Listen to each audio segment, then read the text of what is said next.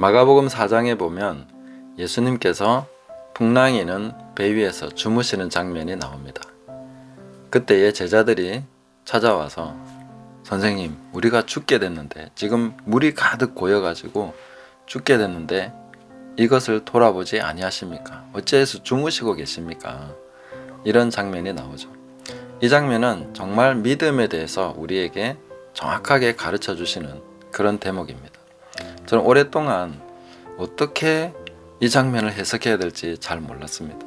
왜냐하면 분명히 제자들의 반응은 너무나 당연한 것이었습니다. 풍랑이 일어서 지금 광풍이 불어서 배들이 다 깨지게 되고 지금 물에 잠겨서 다 빠져가고 있는데, 지금 죽기 직전인데 예수님은 고물에서 베개를 베고 주무시고 계신다. 주무시는 것도 사실은 보통이 아닙니다. 그죠?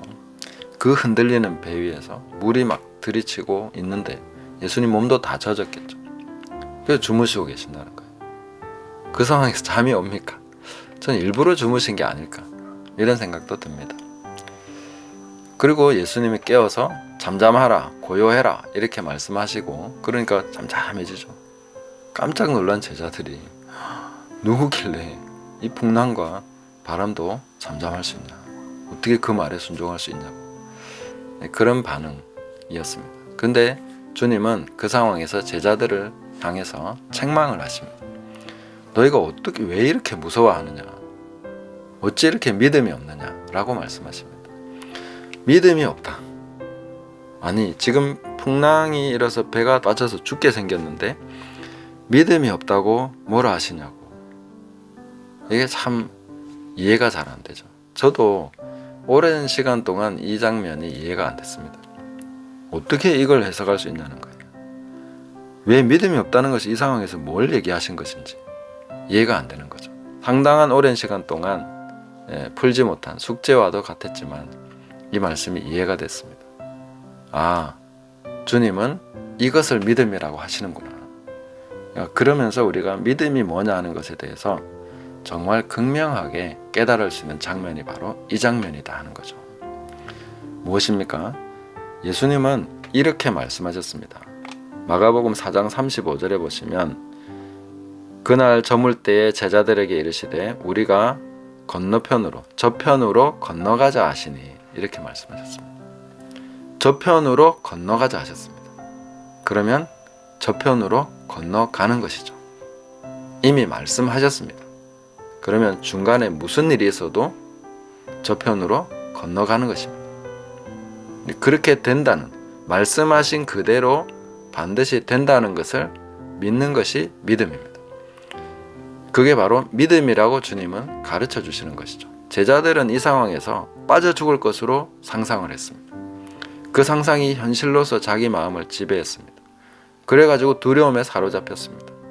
그 상황에서 예수님을 깨웠습니다. 그러니까 예수님이 책망을 하시는 거죠. 너희가 어찌 이렇게 믿음이 없느냐라고 말씀하시는 것입니다. 이 상황에서 믿는다는 것은 어떻게 해야 믿는 것입니까? 어떤 마음의 태도가 믿는 것입니까?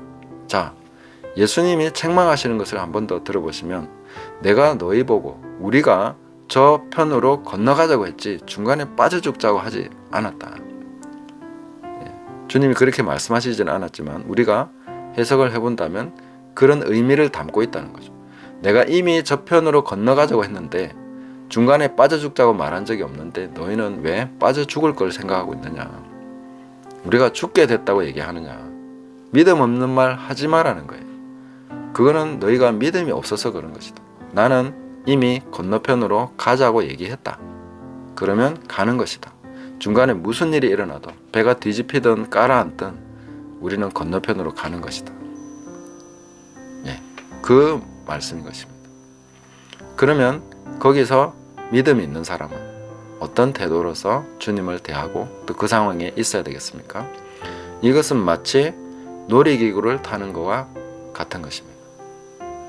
안 떨어질 줄 알고 이미 다 코스를 돌아서 그 자리로 돌아올 줄로 확실하게 아는 사람이, 모든 안전장치가 다 돼 있다는 것을 아는 사람이 놀이기구를 탔을 때 온전히 그 놀이기구를 즐기게 되는 것입니다. 떨어질 것 같죠. 완전히 뒤집어져서 끝날 것 같죠. 그런 스릴인 것입니다. 그게 바로 믿는 사람이 느껴야 되는 감정입니다. 아, 스릴 있다. 주님은 분명히 건너가자고 하셨는데 이거 엄청난 풍랑을 만났네. 이걸 또 어떻게 주님은 이 상황을 뚫고 가게 하실까? 이것을 우리는 즐기면서 가는 것입니다. 풍랑을 즐겨야 되는 거죠. 빠져 죽을랑 말랑 하는 그 상황을 즐겨야 되는 거죠. 놀이기구를 타는 사람 중에 지나치게 두려움에 사로잡히는 사람이 있습니다. 그 사람을 보면 정말로 죽을 것처럼 생각해 버리는 거죠. 그걸 상상으로 받아들이는 것입니다. 그러면 그 상황에서 두려움에 사로잡혀 버리는 거죠. 그럼 완전 패닉, 공포 상태에 이르게 되고 정신을 잃어버리는 사람도 간혹 생기죠. 그런데 아는 사람들은 이건 놀이기구야. 이건 절대로 떨어지지 않아. 내가 죽을 일은 없어.